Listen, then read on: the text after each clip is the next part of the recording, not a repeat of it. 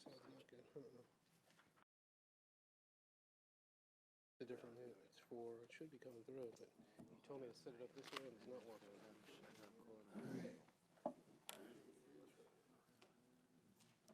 Hello, hello, hello.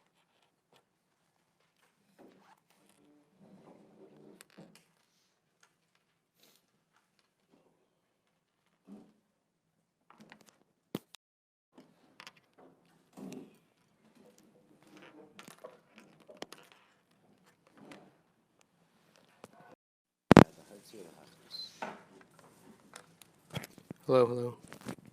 That's good. The green lines are good. Okay. It's good. Wonderful. Good morning, Rabbi Sai.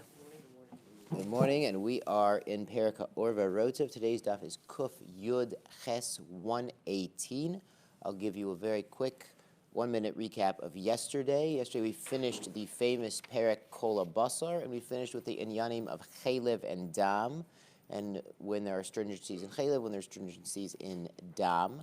And we had a little review of our Karbanos and our Kodshim, and we started the Perek HaOr V'HaRotev, which is not halacha lemaisa, but God willing it will be soon. Again, this is Rabbi Kovacs filling in for Rabbi Silber, who is osek in the mitzvah. He's osek in the mitzvah of the APAC conference, which is a mitzvah, and it is, God willing, going to be a lot of success.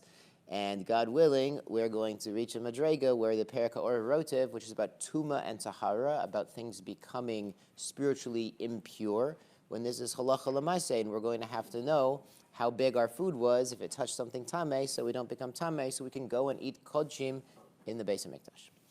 And yeah, I had an amen, brother. That was great. So we talked about the concept of shirim latuma, that food needs a certain size to accept tuma. Rashi says kazayis, Tosfos says kibetza, and it needs a kibetza, which is two kazayis in Rabbosai, to transmit tuma to other food, to be metame other foods. And we talked about in our Mishnah which things that you would cook in the pot with the food, or you would put them on your plate with the food, which of these things combine with the food itself, with the meat itself, to establish the shir kibetza, to transmit tuma. And we also talked about how nevela, certain things would not combine with the basar of a nevela, because nevela is not a food, Rabbi Sai. So you're not eating the nevela, so not as many things combine. And we left off on the very top of Kuf Yud Ches. We left off yesterday talking about the concept of Yad and Shomer. We're going to get into Yad and Shomer here in today's daf. So today, Kuf Yud Ches is the Yad and Shomer day. And if you look confused, don't worry. Most people are. This is Kodshim, and this is not very simple. You can look in the Rambam in Uksin. Uksin means stems, and the stem, Rabbi Sai, is something that you can hold your fruit by. So it is a yad. We're gonna see about this. We're actually picking up on the first wide line of Kuf Yud Ches. We are 8 lines down on Kuf Yud Ches 118a, and it says Tznan Chasam. There's a Mishnah over there in Uksin. Uksin again is stems, and it talks about the concept of Yad and Shomer, when these things combine with your fruit, with your actual food, to accept or transmit tuma to other foods. So Tznan Chasam, we learned in Mishnah, Kol Shehu Yad Velo Shomer. Something is a yad, which will translate as a handle, but it's not a shomer. It doesn't protect the food. So for instance, you could have the stem of a fruit, or you could have a chicken drumstick, Rabbi Sai, and you're holding it by the bone. And by the bone end, there might be no meat, and at the other end, there's plenty of chicken meat. So that bone itself would be the yad. It's something you use to hold the food, but it's not a food itself. So if you have a yad velo shomer, tame umetame, it can make the food tame, and it can transmit tuma. For instance, if that chicken meat is tame, and now the bone end, without the meat on it, touches your sandwich, then Rabbi Sa, your sandwich, if everything has the correct size, is tame also. Ve'eno mitztaref. But the yad itself is not mitztaref, does not join with the food to get to the shear of kibetza. So for instance, you only had a kazayas of basar on your chicken drumstick, but the bone itself was another kazayas. Now the whole business is a kibetza, but it doesn't join together to get to the kibetza to transmit tuma, because we don't count the yad for our shear of kibetza to transfer tuma. And if we have a shomer, Rabosai, second wide line on Kuf Yud Ches 118a, the shomer is something that protects the fruit. We said yesterday the example was the husk of a wheat kernel, the bran, or the peel of a fruit. You can understand an orange peel protects the fruit. So a shomer seems to be more closely related to the fruit. The afal pisha eno yad, even if it's not a yad, for example, the peel of an egg or a klipa of a fruit, you don't necessarily hold it up by the peel, but it protects the food inside. It is tameh umetame. It can make the food get tameh, spiritually impure, and mitame transfer tuma just by touching the peel or the shomer. Umitztaref, and it does join to make the shear. So if he had an orange, which was a kazayas, and the peel was a kazayas, now it adds up to a kibetza, and if that got tameh, and then it rolled over and hit your sandwich, sorry, your sandwich is tameh also, because you had an entire kibetza with the pri itself, the fruit itself, and the peel, the shomer combined. Lo yad velo shomer, something is neither a yad nor a shomer. Rashi says, se'ar, if it's hair, you can imagine it's peach fuzz. The peach fuzz is not a shomer, doesn't protect, and it's not a yad. You can't hold the peach up by this. Or you can imagine the hair of an animal, which is, we said the skin, the hide of an animal is a shomer for the meat, but the hair it's something removed. It's neither a yad nor a shomer. Lo tame, lo metame. So if just the hairs touch something tuma, they don't spread that into the food, and they don't spread tuma out of the food. And of course, kol sheken lo mitzaref. The Gemara doesn't even have to tell you that, because if it does not accept or transmit tuma for your food, it's not going to join with your food to make the shear. Yados heichi kasiva. Where is yad written in the Torah? Because if you're thinking, I don't really remember yad being written in the Torah by tuma and tahara. So let's find out what the source is. Dichsiv, the pasuk says, chiyutan mayim al zeira. When water falls, we'll get into this, Rabbi Zai, on zera, on seeds, on fruit, v'nafal min nivlatam, and some nevela falls, alav, on top of that, tamehu lachem. It is tame for you. Now the drasha is lachem lechol shibitzar kechem, lerabot et hayadot. So it didn't have to say lachem. The pasuk could have stopped tamehu. It's tame, because we know we're talking about the zera. The zera is what got wet and then got tame. We're going to talk about food getting wet on today's daf also, which is called hechsher, preparation to be makabel tuma. So we know that that's what's tame. When it says lachem, it's not only the food itself, it's lachem l'kol shebetzechem. If it has a handle, it has a yad on this fruit, something you use to pick it up by, the stem or a bone of the meat, something you would use to handle this food item, also becomes tame. Now this pasuk is actually famous, because it says ki yutan, but when it's written in the Torah, this yutan lacks a vav, so it looks like ki yiten.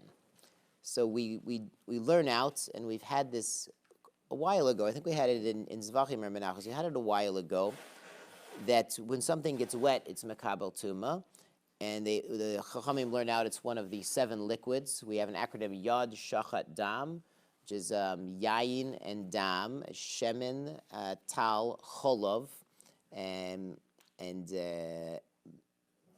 dvash. Thank you, dvash and mayim. So 7 different liquids, shkoyach rabosai, for filling me in, can make something mekabel tuma, but it's talui on this pasuk how these liquids fall on, if it's yutan or yitin, because we read it yutan when they got placed. That's a passive. So even if it sounds like even if just rain fell on it, that would be good enough. But in the Torah it's spelled ki yiten, when he places an active verb, rabosai, which would mean he would want it to happen. So the drasha is, when is it mekabel tuma? When it got wet, even if it was by accident, even if someone knocked over a bucket and it accidentally fell, but he's okay with that. The owner of the fruits, he says, that's fine. I wanted them rinsed off anyway. Then that's yiten, that counts enough for yiten, and now they're muksher l'kabel tuma. So we have this yutan, yiten verbs in this pasuk, very famous pasuk. But it's also the source, the very last word there, yilachem, lechem l'kol shebertzechem l'rabot et hayaders. So handles are included in tuma from this extra word lachem. Yuchsiv, and there's another pasuk by the nevela. V'ki yamus mina behema asher hi lachem. When a kosher species of animal dies, lachem, the same drasha, lechol shebertzeichem lerabot et hayadot. So even by animals, by nevela, we would say there's a concept of yad, a handle. If you would pull it by the horns, maybe, or you'd pull it by the bone, or you'd pick it up on a stick, that these yados that you handle the food with would be included in tuma. Yad lahachnis lahotzi. So we have two sources. So we have yad lahachnis lahotzi tuma, to bring in the tuma and also to bring out the tuma if the yad touches something else. Shomer, the shomer is the peel or the klipa again. Lahachnis lahotzi. Lo tzarich kra. We don't need two different sources for that. It's a kal v'chomer miyad. The shomer is even better than a yad. Kal v'chomer miyad ati. So it comes as a kal v'chomer. The Gemara will explain. Ma yad she'ena magina. A yad which you use to handle the food, but it doesn't protect the food. Machneset u'motzia. So it can bring in tuma to the food, and it can expel tuma from the food if that yad touches something. Shomer lo kol sheken. A shomer is more integral to the food, Rabbi. You understand the peel of the fruit is more integral to the stem in a way, and it protects it. So lo kol sheken, so certainly it should bring in and out tuma. Shomer de kasav rachmana lamali. So why do we have a pasuk by shomer? This is the famous pasuk we had yesterday. Al kol zera zerua asher yizreya. We're going to see it again today. That we said that you plant seeds, zera, with the klipa, with the shomer, with the bran on it. So we see and that pasuk is written by tuma. So we see that by tuma, the husk or the klipa, the bran, is included along with the fruit itself. So why do we need this? So why do we need to write a pasuk by shomer lamali? Shmamina litzaref. So we have a kal v'chomer that the shomer, which is better in some ways than the yad, can bring in and out tuma. We have a kal v'chomer from the yad. So the pasuk by shomer is to litzaref, that the shomer, the peel, combines with the fruit to make the food tameh or mitame. Ve'ema yad lahachnes v'lahotzi. But why don't we say a yad can bring in tuma but not bring out tuma? Shomer, and a shomer, the peel is lahachnes v'lahotzi avalo, and the shomer can bring in and out but not mitzaref. Aval yad lahotzi v'shomer litzaref lo. So maybe the psukim don't really teach us that a yad can bring out the tuma and a shomer can join up with the fruit itself. We understand you don't eat the orange peel, you don't eat the hide on the meat, so maybe it shouldn't join for tumas of ochlin. And we understand maybe by the bone, maybe it could bring in a tuma, but maybe it's not strong enough to bring out a tuma from the rest of that chicken meat on the other end of the bone. Yad lahachnis velo lahotzi lo matzi damat. You couldn't tell me a yad brings in a tuma and it doesn't bring out a tuma. So Rashi says, if something is tahor, it's probably going to stay tahor unless you really know it's tameh. It kind of has a chazaka in a way. But once something's already tameh, then any part of that which is tameh should be able to move the tuma to something else. Once it's tameh, it could spread the tuma pretty easily. So if you're going to tell me a yad brings in tuma, that's a kal v'chomer. Certainly it's going to bring out the tuma if that yad, that handle, the chicken bone, for example, the stem, touches another food. Hashta eyuli ma'ayil. Okay, good. The Gemara is going to explain too. So now that it brings in a tuma, it brings up a tuma into the food. Apuke mibai. Do we have to ask that it could bring out a tuma? That it could expel the tuma also. Ve'ema yad lahotzi. Maybe yad brings out the tuma. V'lo lahachnis, and it doesn't bring in a tuma. And shomer lahotzi lahachnis, but a shomer could bring in and out the tuma. Avol, but not mitzaref. Avol yad lahachnis v'shomer l'tzaref lo. But maybe the psukim don't teach us that yad could bring in a tuma to a tahor food, and the shomer could join with that food to get to the kibetz shir. So yad yisera kasiv. So we say we have another example of yad. So we had yad by nevela lachem, and we had by kiyutan mayim alzera lachem. So we had it by seeds, and we had it by nevela, the extra lachem. So where do we have another yad, another reference to yad? Tana v'kirayim yutats. An oven and a stove, you break them. So what happened is a sheretz fell in your oven. Rabbi said, when you're cleaning for Pesach, don't let the shratzim fall into your oven. It will become tameh. It won't, actually, unless it touches the oven, because our ovens are metal. These ovens they're speaking about are a kli cheres. They're earthenware. And earthenware is a special din that if a bug, a source of tuma, an avatuma, is in the airspace of the oven, even if you caught the bug before it landed, it never even touched the walls or the floor of the oven, but it was in the airspace of the kli cheres. So these ovens, the earthenware ovens, become tameh. So if a bug touches your oven, you don't have to break it, but you have to get rid of the bugs so your wife doesn't get very upset, and you don't want them cooking up in there with your food. But these ovens, if they get tameh, you have to break them. And it says the end of that pasuk, lechem. And Baruch Hashem, I have the pasuk in my Gemara. It says, Kol asher yipol minivlatam, if a nevela of a sheretz falls alav on it, yitma, it becomes tameh. Tana v'karayim yutatz, tmeim hem utmeim yu lachem. It says they're tameh, and they're tameh also for you. So we have this repetition of also lachem. Lachem, kol shebitzarchechem. So it's interesting, the kli cheres, we have to break in order to make it tahor. It's the only thing like that. Anyone been to Shiloh? Raise your hand. Well, we have a couple of been to Shiloh. So by Shiloh, there was a Mishkan there for 369 years. And the archaeologists stay very busy there. You know why? Shards. There's shards all over the place. There's archaeologists still there digging around Shiloh, putting together little shards of broken kalim because there are broken kalim everywhere. Both say, why are there broken kalim everywhere by Shiloh? Because they're cheres. They were kli cheres, and they got not necessarily tameh. Maybe they were tameh, but what they were doing at Shiloh is they were bringing karbanos, and then they would cook them up and eat them on their kalim, on their kli cheres. And we saw yesterday we had a little chazara of kodshim. There is an isser of nosar. Nosar is leftover kodshim.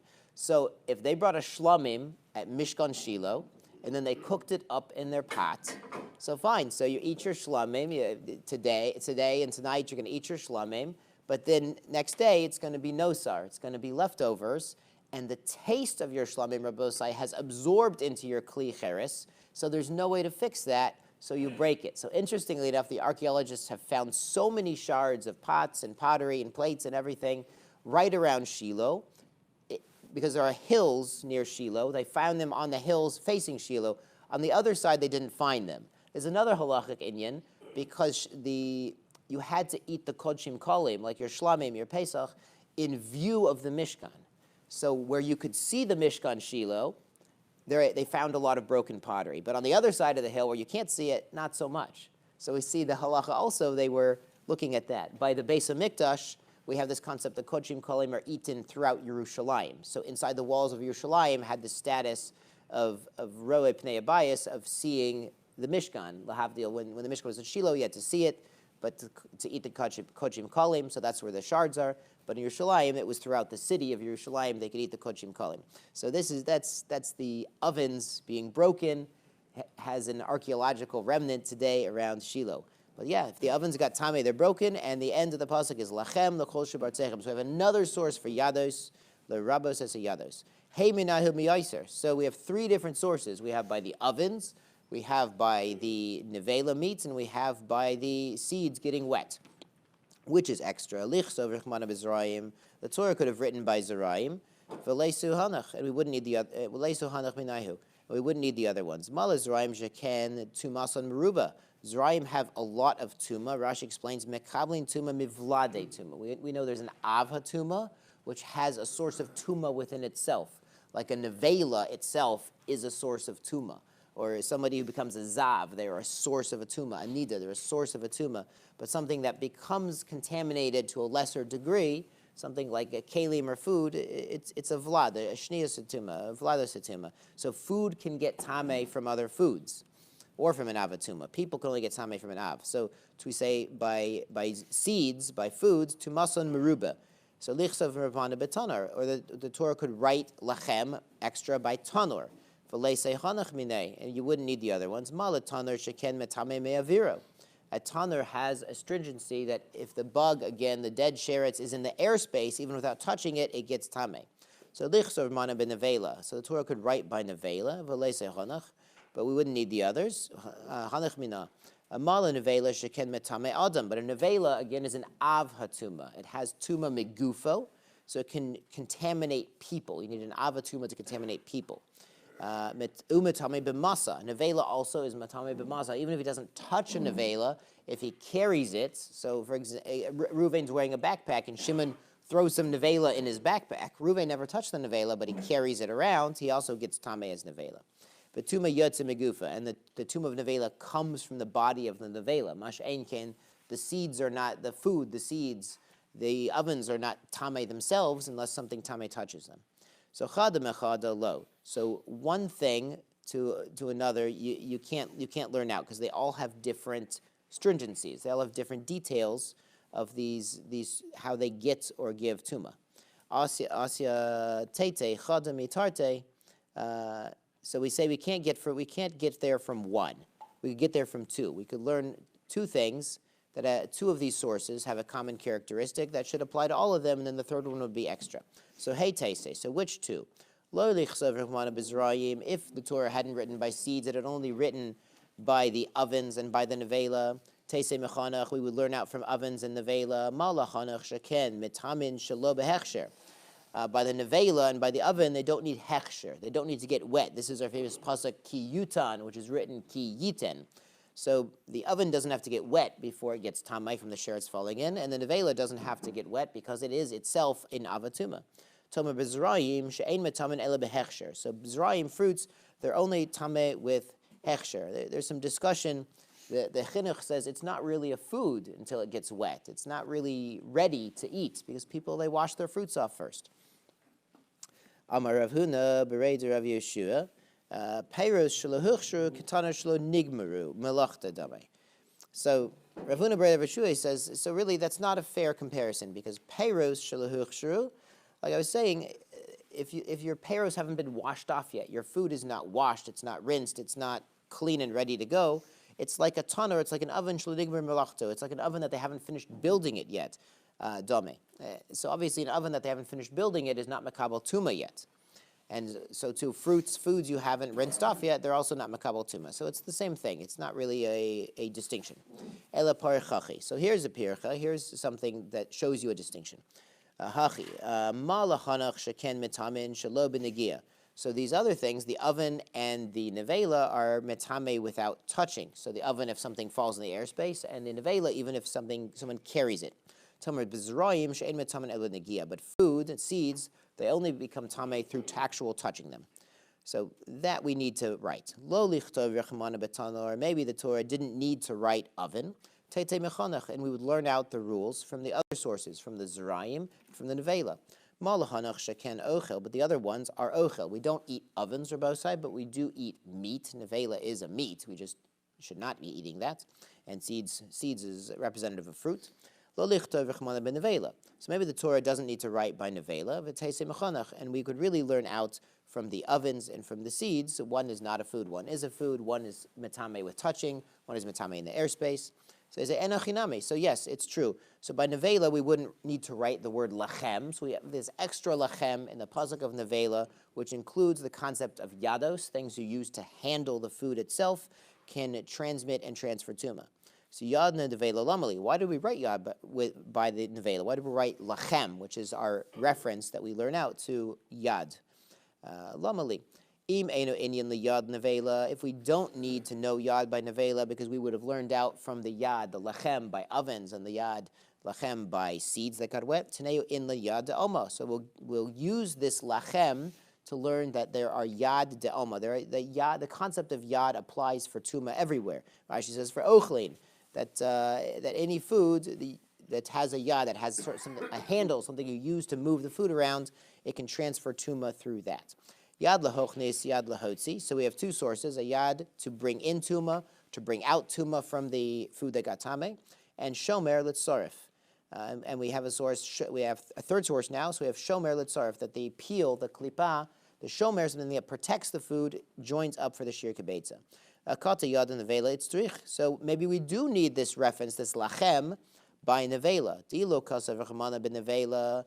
If the Torah hadn't written lachem by nevela, hava mina dayo leva min adin liyos kenidan. We'd say it's good enough not to make a kal v'chomer, but simply to make a hekesh, simply to compare one source to another one, and to keep those rules, not necessarily say it's any more stringent in one than another.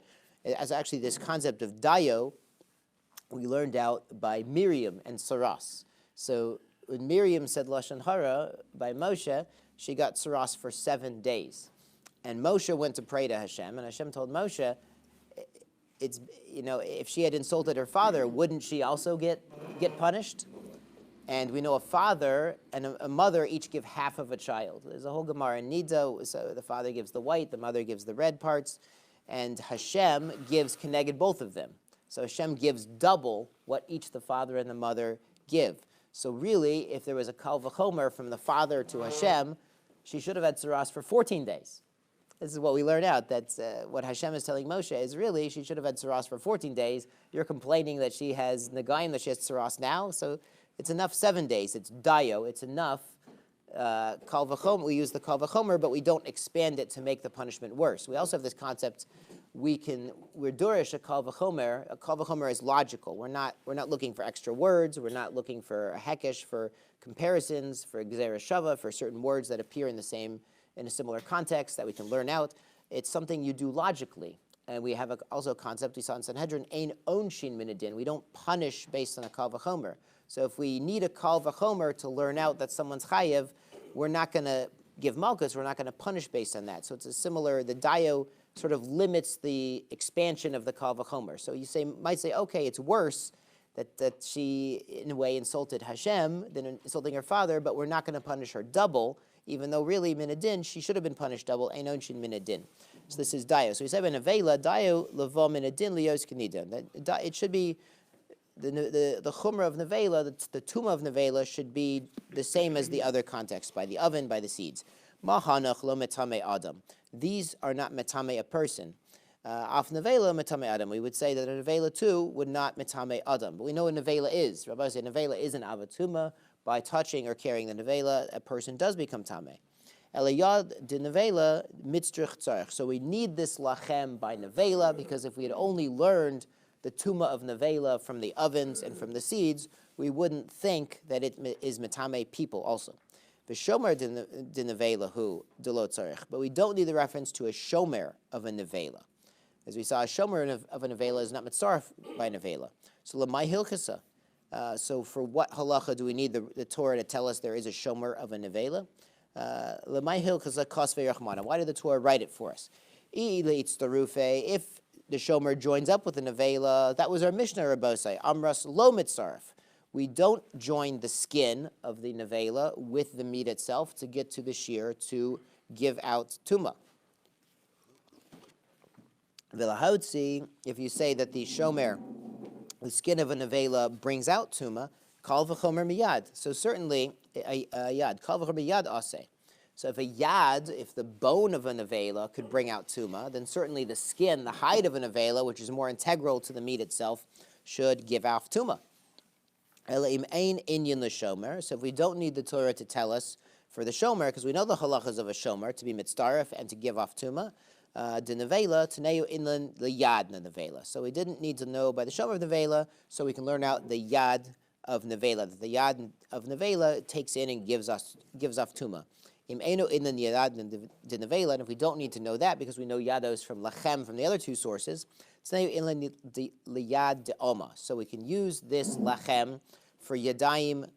Yados, they call them yados, not yadayim. Yados is stems and yadayim is hands. Sorry about that. Don't want to confuse your stems with your hands. So we use this for yad de'oma, that every food has a concept of yad for tuma, that the handle, what you use to pick up and carry this food, can take in and give off tuma.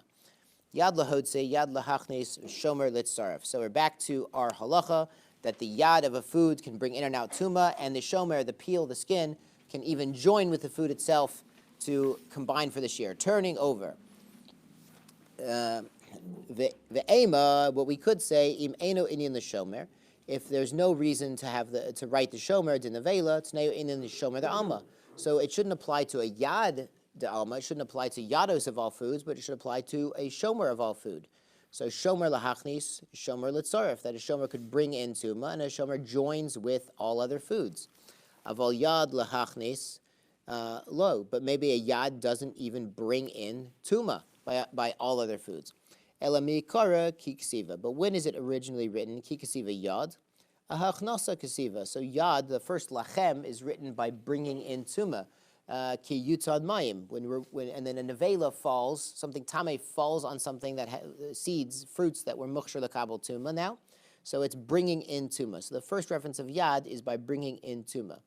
Achnasa kasiva. Ela shomer de nevela lamali. But why do we need the reference to a shomer of a nevela? Legufe, for itself, that the shomer of a nevela is part of that animal. If it's to join with the meat, Amrat lo mitzaref. Our Mishnah already taught us that the hide of an animal, of a nevela animal, does not join with the meat to get you to the kibbetz hashir, to give off tuma. Ilahachnis lahotzi, and if it's to bring in and out tuma, kal v'chomer miyad asya. So that we learn as a kal v'chomer miyad. The yad brings in and out tuma, so the hide, which is more integral to the animal, certainly it would bring in and out tuma. So milsa de asya bekal v'chomer. So why do we need it? So we have this concept of milsa, an item to asya bekal v'chomer that we learn out from a kal v'chomer, like we've just done. Tarich v'kasav lakra. Sometimes the Torah also writes it. So this extra reference to shomer by nevela, we could have learned a kal v'chomer from yad, that a yad brings in and out tuma, and so a shomer, kal v'chomer, a shomer, the hide of the animal should bring in and out tuma. So sometimes the Torah writes an extra reference, even though you could have figured it out with the kal v'chomer. Ihachi, if so, shomer da'alma, so by shomer of other things, emalach lahachnis, so that would bring in tuma, but maybe not bring out. Umilsa da'aseh v'kal v'chomer, tarich v'kasav la'kra. So maybe that only brings in, but not out. And you would learn a kal v'chomer, and you would say, fine, so that extra reference to shomer is because sometimes the Torah writes you a little extra, even though you could have figured it out with logic. We say, no, when we can make a drasha, when there's a way to make a drasha from the extra reference, we're going to make the drasha. We're not going to assume that the Torah is writing something extra that we could have figured out logically. We'll apply our kal v'chomer, and it's not extra. Rav Chaviva Amar shiny shomer. Rav Chaviva says a shomer is different. Shomer de nevela, a shomer de nevela is a little different.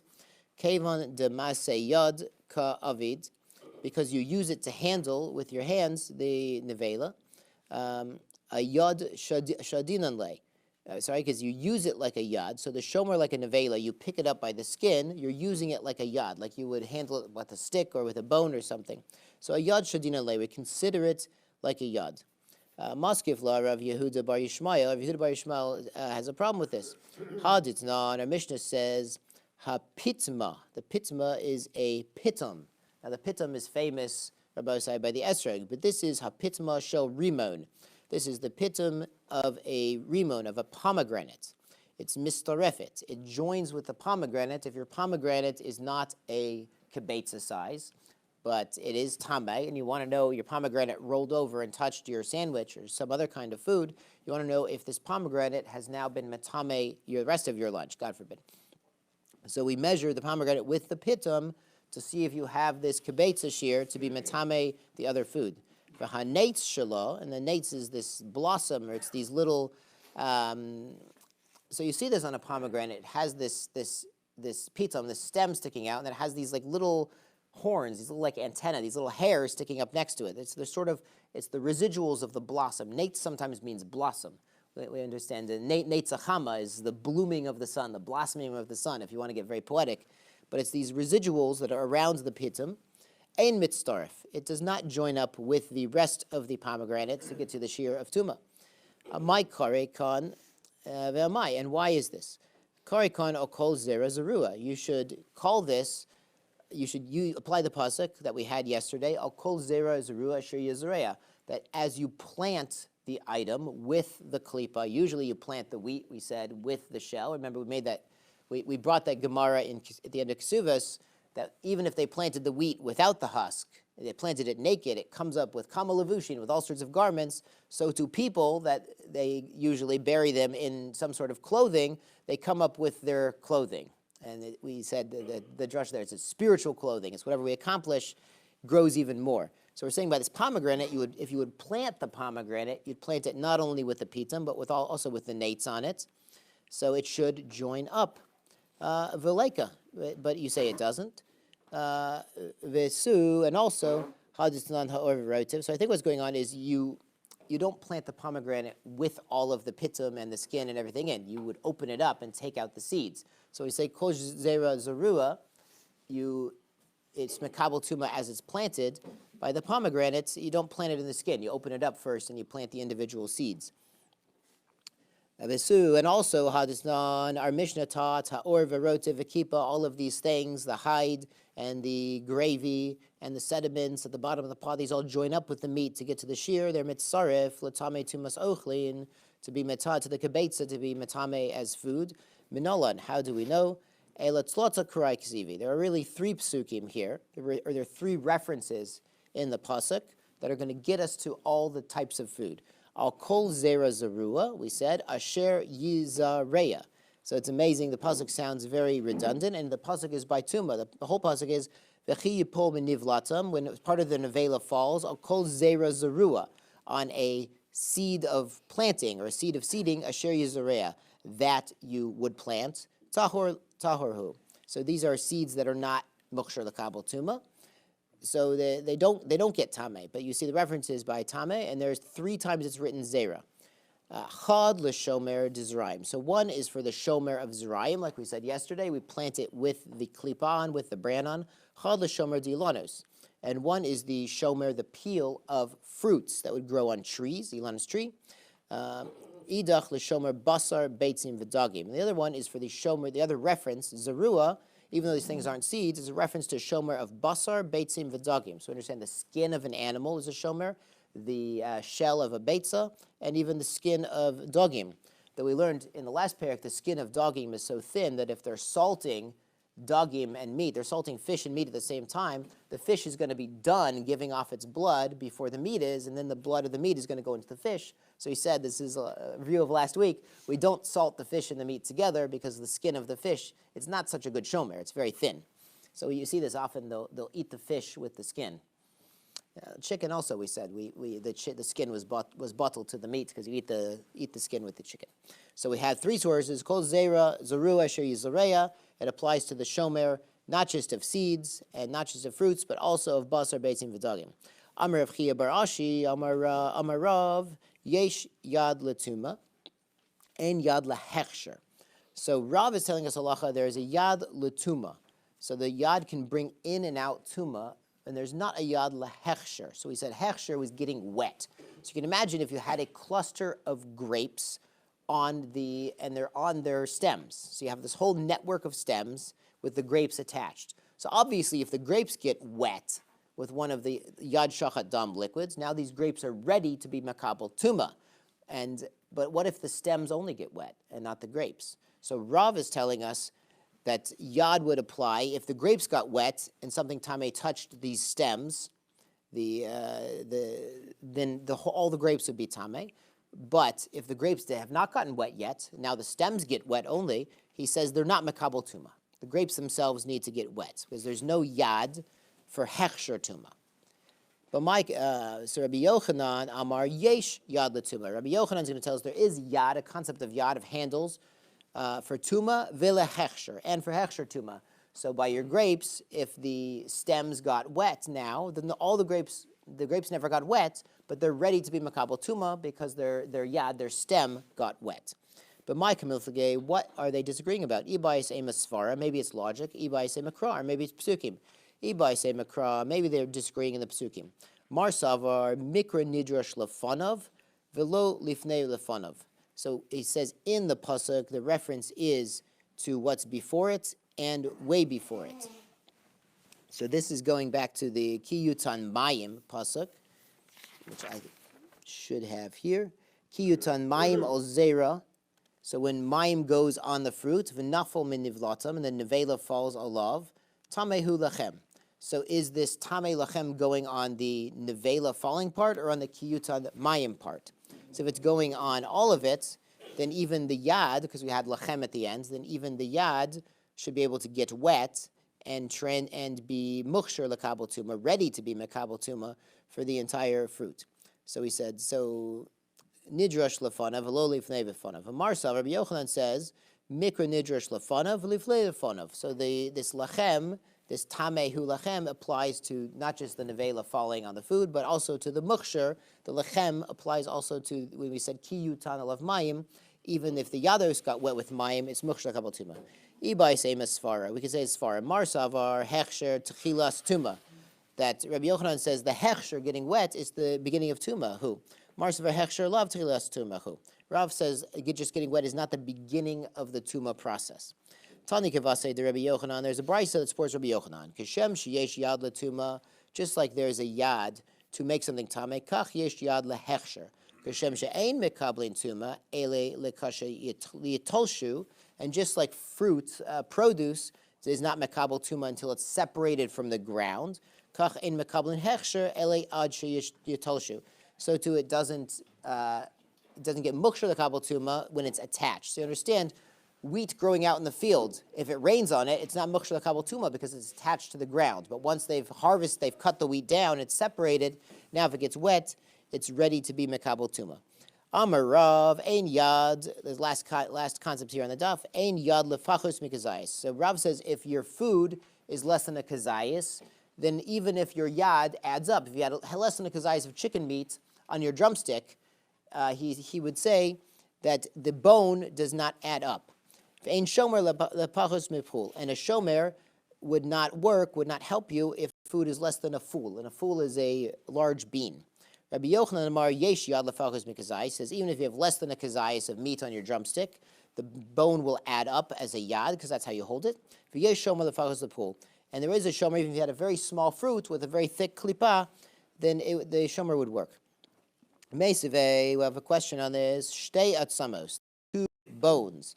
V'leihem shtei chatzai zeisim of meat. So they have 2 bones and half a kazayis of meat. So we know we need a kazayis to be metame. Vehichnis roshehen, and he puts the bone end of shtehem lebais machil, and the bais makes an ohel. So what's going on? Everybody say these are human bones. Now human bones, if you have enough of them, are metame in ohel. A human corpus is metame in an ohel. Adam kiyamus ba'ohel. So other sources of tumah are not, but a human being is. So you have 2 human bones with less than a kazayis of meat on each of them, and now you've stuck the bone end into a tent or into a house. So and the house forms a roof over them. Habayis tameh. So the whole house is tameh. The meat is not even under the roof, just the bones. Yehuda ben Nekusa Omer Mishum Rabbi Yaakov Heich Shnei Atzamos Mistarfin. How can 2 bones combine the kazayis? These are 2 separate bones. How does it combine to kazayis? Check over the beginning of Kuf Yotes. V'Rav Haiba Mai Ukim La. So who does Rav establish as a halacha like? Rav told us the half a kazayis, less than a kazayis, has no yad. The bone wouldn't join up. Biyad. If you're telling me the bone functions as a yad for the meat, kasher reisha. So the reisha that says the bayis, the house, is tameh, that's a problem. B'shomer, if the bone is a shomer for the meat, kasher seifa. So the seifa where Rav Yehuda ben Nekusa says it's tahor, the house does not make an ohel, that would be a kasher for him. By sema b'shomer. So you could say the bones are a shomer, but say biyad, or they're yad. By sema biyad, you could say that they're functioning as a yad, as a handle. Huda amar ke Yehuda ben Nekusa. Ibais ema b'shomer, or they're a shomer. The bones are protecting the meat. Huda amar kitanakama, or he says it's like the Tanakama, and it would be if it's a shomer, it would join up with the meat inside. It would be mitame the house. Rabbi Yochanan amar kula biyad, that the bones are a yad, they're a handle. Huda amar kitanakama, and he's saying like the Tanakama because Rabbi Yochanan holds even less than a kazayis of food, less than a kazayis of meat would combine with the bone, which is the handle, and it would make other things tameh through that. Abba Said is a very difficult concept. Chazak u'varuch. Yashar koach.